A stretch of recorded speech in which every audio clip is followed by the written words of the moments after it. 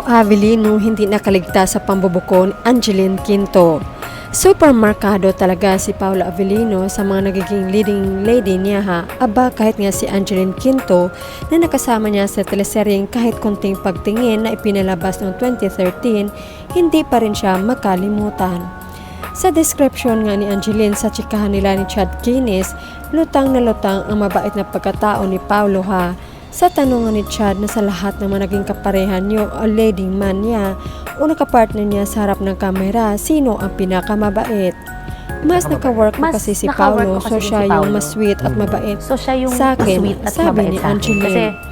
At kahit noong nagsama sila ulit ni Paulo sa What's Wrong with Secretary Kim na kung saan ay gumanap nga siya bilang manager na makulit ng karakter ni Paulo, hindi pa rin ito nagbago sa kabaitan. Lalo noong time nagbuntis ako kay Sylvia, lahat ng kinikrave ko sa set namin, pinapadala niya sa akin.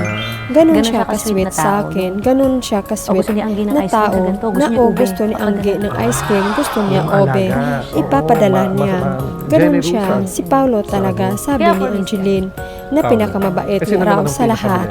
Heto naman komento ng Solid.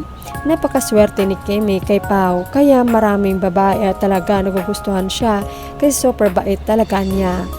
Kaya yung ibang naging leading lady niya, iba pakahulugan sa pinapakitang ugali. Kaya ayaw ni Paulo na lampas 3 pagsasama kasi ayaw niya ma-in love ng gusto yung babae sa kanya, lalo kung hindi naman niya type ang ugali. Kay Kim naman matagal na niya crush at matagal na siyang may gusto, lalo lang yumabong noong nakilala niya ng gusto si Kim. Mabait at cowboy kasi si Kim, walang arte sa katawan. O makinig yung mga iba dyan na daming hanash kay Paulo, sa iba ganyan siya, paano pa kaya kay Kim? Sa bagay sinabi niya noon ni Kim na super sweet siya. Mga auntie, yun ayaw kay Pau. For Kemi ha, di lang si Anggi nagsabi ng ganyan about Pau. Lahat ng nakatrabaho ni Pau, yan lagi sinasabi.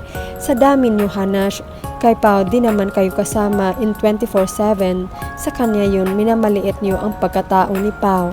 Ang daming artista na gusto si Pau kasi generous nga daw kung may bibilhin lahat kasama. The best yan for Kim kasi puro naman silang dalawang malambing at sweet.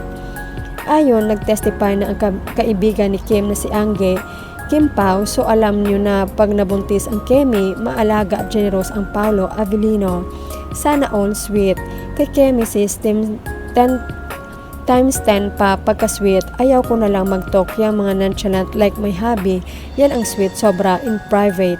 Clengy. Swerte ni Kimi pag asawa niya si Pau, sweet nga siya sa iba. How much more kay Kemi, nakaka-inlove naman yan ang Paulo Avellino. Sana magkatuluyan na sila sa 2027, ikakasal na sila.